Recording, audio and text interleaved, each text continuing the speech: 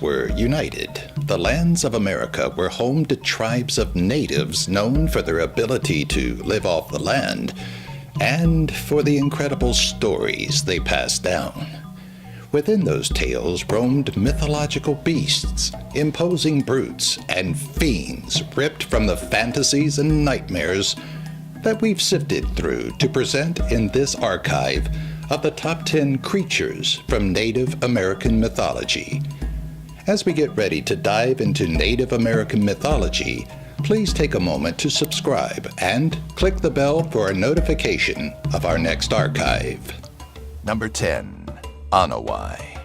A terror unlike any other, the Aniwye was a legendary man-eating skunk monster feared by the Ojibwe, Cree, and Algonquin tribes.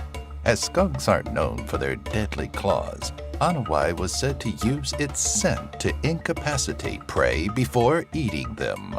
The Great Fisher, an Ojibwe hero, was the only one to have bested the Aniwye, but rather than just slay the beast, he turned it into what we know as a common skunk.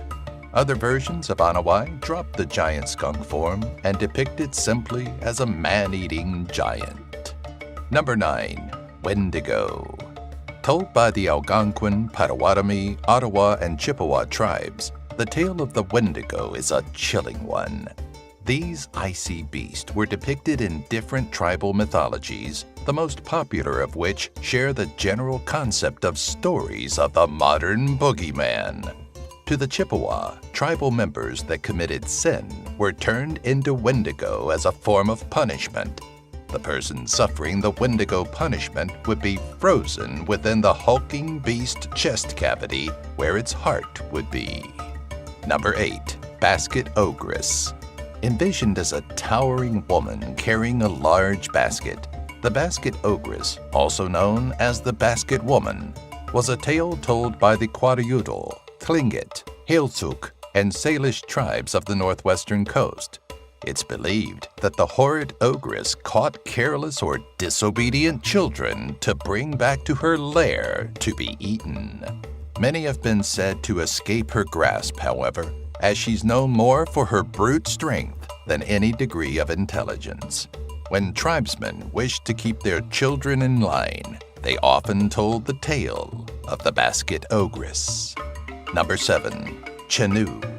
The monstrous Chenoo resided in the lore of the Wabanaki, an ice giant believed to have once been a human possessed by an evil spirit. Other versions claim that Chenoo was a person that committed a terrible crime and whose heart then turned to ice. Even as the frozen monstrosity, some legends claim that the person within can still be saved. Like many legends passed down by Native American tribes, the Chenoo favored a diet of people. Number 6. Oniate. This strange creation of Iroquois folklore will have you wondering what exactly was in those herbs they smoked. Oniate, also known as dry fingers and dry hand, was a disembodied arm that, in some incarnations, only served as a device to terrify Iroquois children.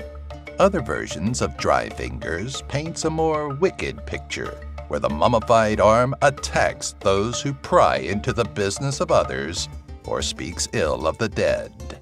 Anyone touched by Oniate either dies or, if lucky, is struck blind. Number 5. Wuchowsen. Immortal and gigantic, Wuchowsen was a powerful bird of the Abenaki, Maliseet, Passamaquoddy, and Penobscot lore said to be responsible for making the wind. Though oversized and imposing, Wabanaki legend didn't portray Wuchowsen as something to fear, but rather a part of the world that deserved respect. Legend has it that a mortal hero tried to stop the wings of the massive bird, only to find that the world can't survive without the wind it produces. Number 4. Water babies. They may sound sweet and innocent, but these water spirits of Western Native American tribes were dangerous little cherubs that resided in springs and ponds. According to some tribes, water babies were said to have fish tails or were reptilian in nature with the cries of a human infant. In most versions, however, they were stunning infants whose cries were a death omen. Other lore claims if the water baby is picked up, the results are catastrophic. Number 3. Shampe.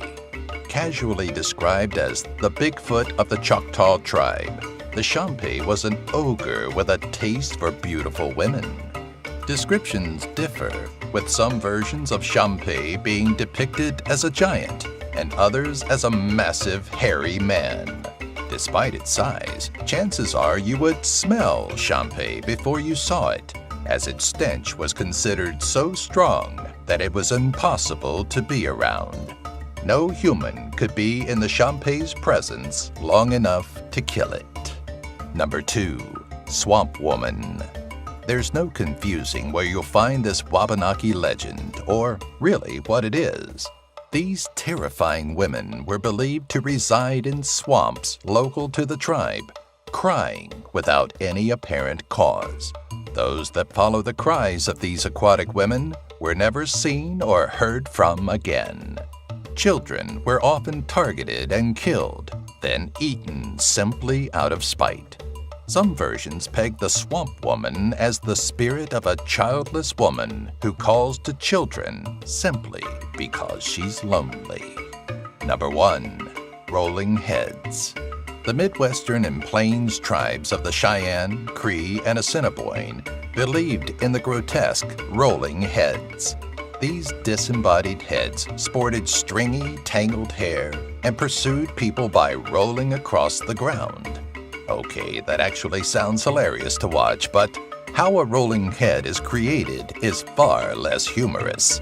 It's said that these cannibal heads are the vengeful victims of heinous murders that return for payback.